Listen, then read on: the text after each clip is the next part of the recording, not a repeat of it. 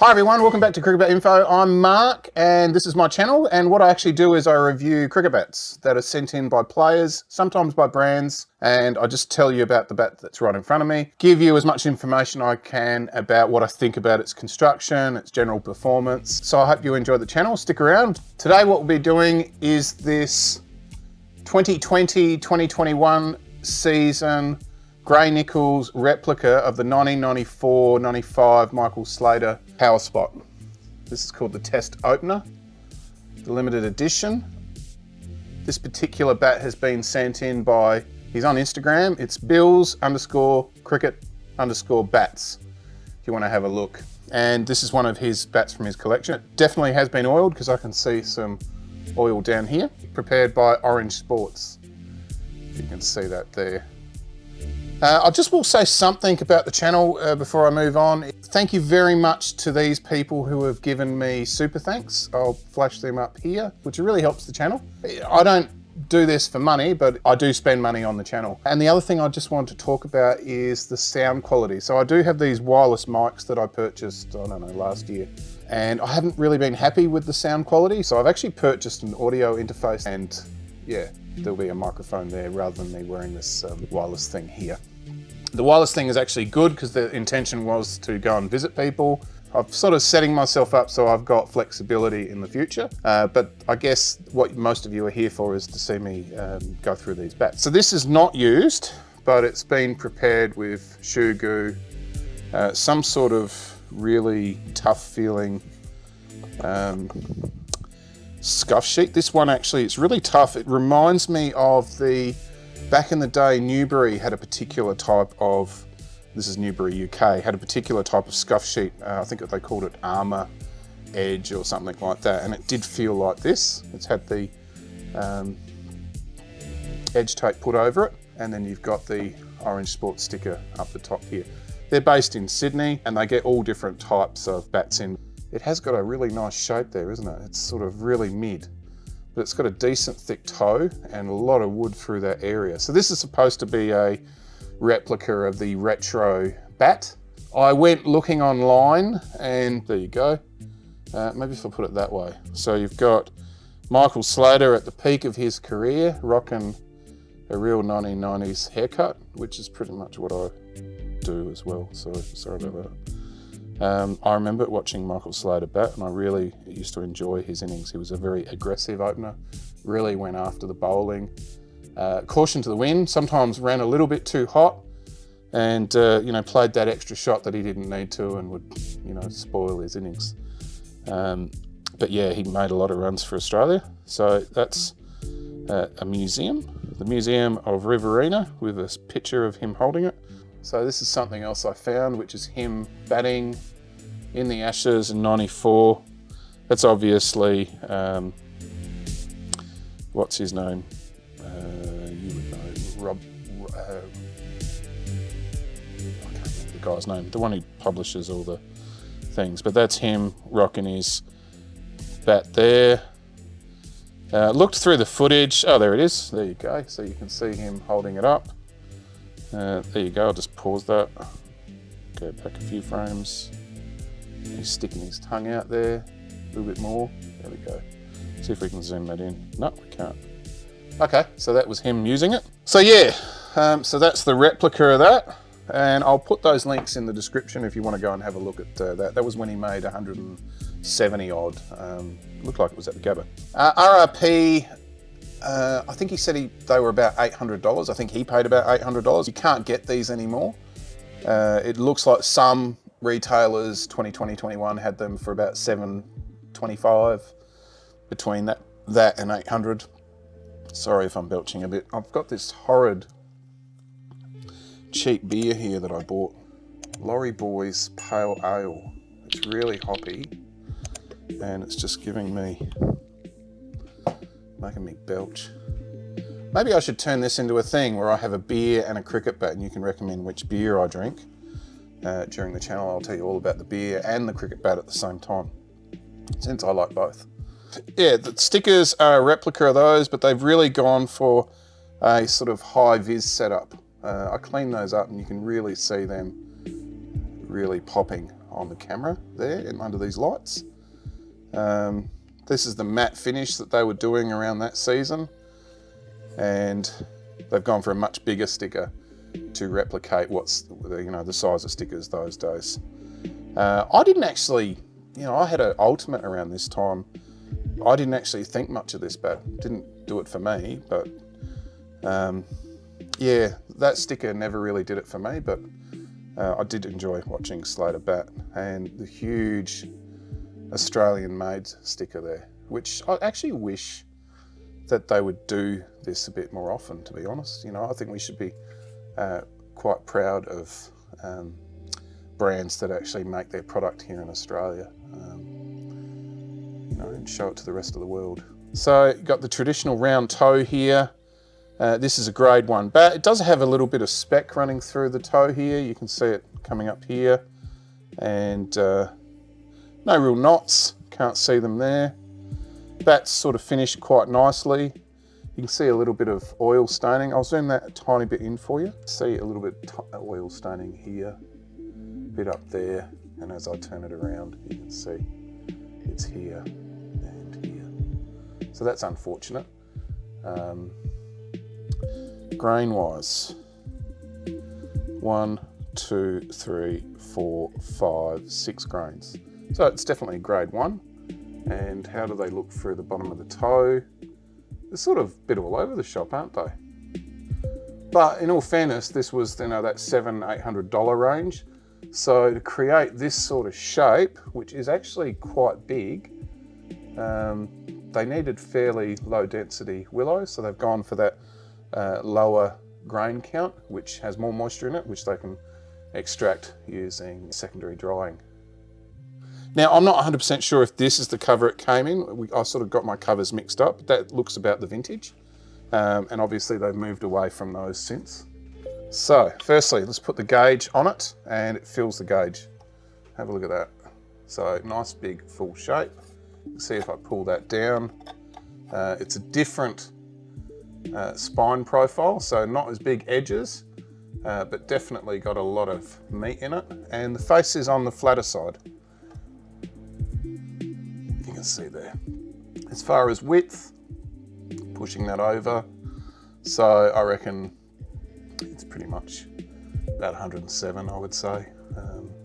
Hard to tell because we've got the tape on. Might have been 106.5. And looks like nice, decent shoulders. This is very typical of bats around that vintage. You know, none of this sort of concaving around this area, leaving that spine running up into the handle. Handle itself, we've got a nice semi-oval handle at the top and round at the bottom. I guess that's traditional for then, but I pretty much remember in the 90s, grey nickels were pretty much slightly semi-oval towards round. So yeah, that's more traditional for modern times, not then. And I reckon it's actually either stained here, or this has been sitting outside and lights, UV has got to the grip and started to decolor it. So no duckbill going on here. We've got a nice thick toe. It looks like the middle of the edge peaks in about a low position, but you've got that offset with the spine peaking higher. So that's very interesting, isn't it? So because the openers would basically be trying to play traditional drives, maybe pull shots, they've got them set up for getting onto those half volleys down here, but also anything short, they've got a lot of wood and a decent amount of spine here. So I would expect the bat will probably play through this area here. Other bat makers have talked about, you know, it doesn't matter what this profile is, all bats perform from here to here. That is true to some extent. It really depends on the quality of the wood itself, and you can kill a bat with the wrong pressing. So it's neither here nor there. You're definitely going to get some advantage of having your wood in the place where you're going to hit it. Let's look at the specs. So nearly 17 mil top of the splice, nearly 40, so 38.7. 36.2. I did say that that edge wasn't as big as as some of the more modern bats. And 22. As far as edge size, I know a lot of you think that that's the be-all, end-all, because, you know, it makes your middle a bit wider and all this type of nonsense. If you're playing cricket properly and you're practicing, you should be hitting the middle of the bat, not the edges. So most bat makers will tell you about a 35, 36 mil edge is all you really need. So don't get carried away with sacrificing wood in the hitting area, in the guts, for wood at the edge. 26.4, 106.6. Yeah, that's what I thought. And because of all the scuff sheet and all that, I'm actually going to measure up here, and 107.1. Look, it's a handmade bat, so, or it might be copy lathed.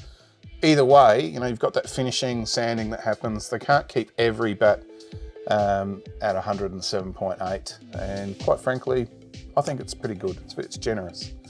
As far as willow quality, this is the sort of willow quality that you were getting in the 90s. So, you know, my own bat, which has got probably 7 or 8 grains, looked like this. They weren't perfectly straight, but they performed, and that's the most important thing. Don't get carried away with the looks of the grains. It's got to be about pickup, density, performance, and where that wood is, and, you know, the quality of the actual materials used, not just about the willow, because they can make sacrifices, manufacturers, to all these other parts that gives you an inferior product in the end.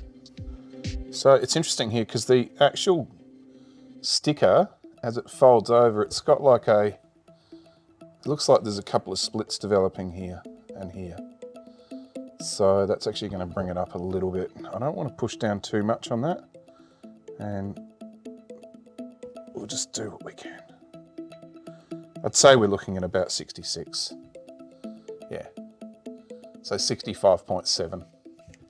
Decent specs, stand up. That is one good thing about having this lapel mic on, the wireless one, is I can move around without you losing my signal. It's got a really nice pickup.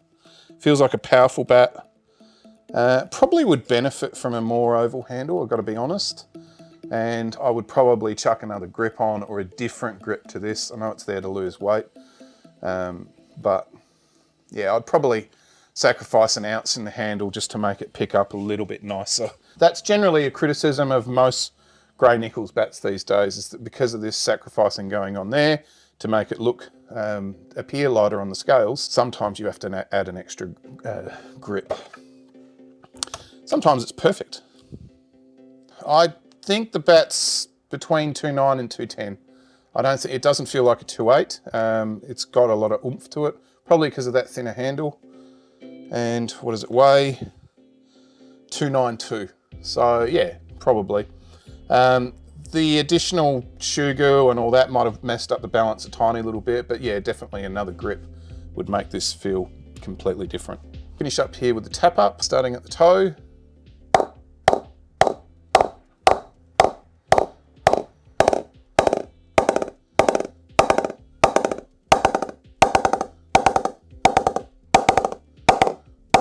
Okay, so nothing's happening here, just goes absolutely dead. So that's pretty consistent with what I thought about the shape.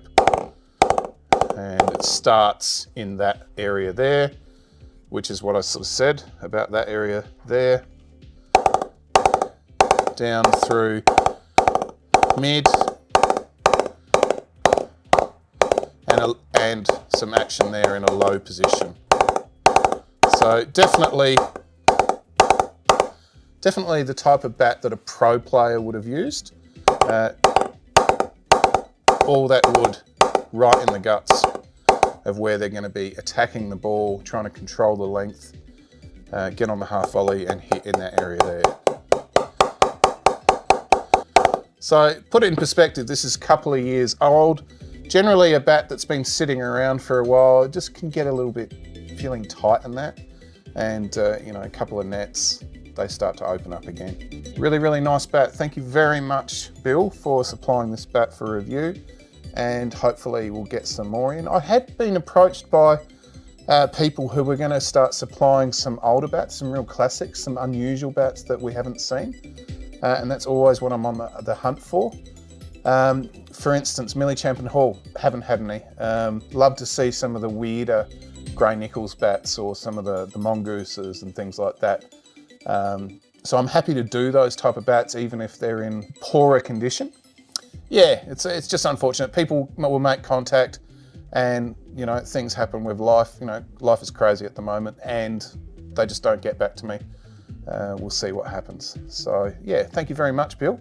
This has been the replica 2020-21 season, replica of the 94-95 Michael Slater Powerspot.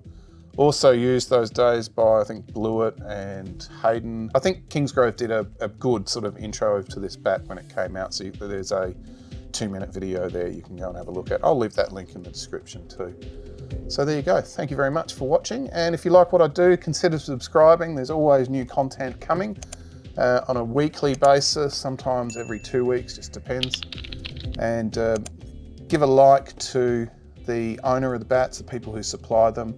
And it also keeps me motivated to keep doing this content because, you know, I'm not doing it for money. So at least show me that you enjoy what I'm doing, and I'll see you in the comments. See you later.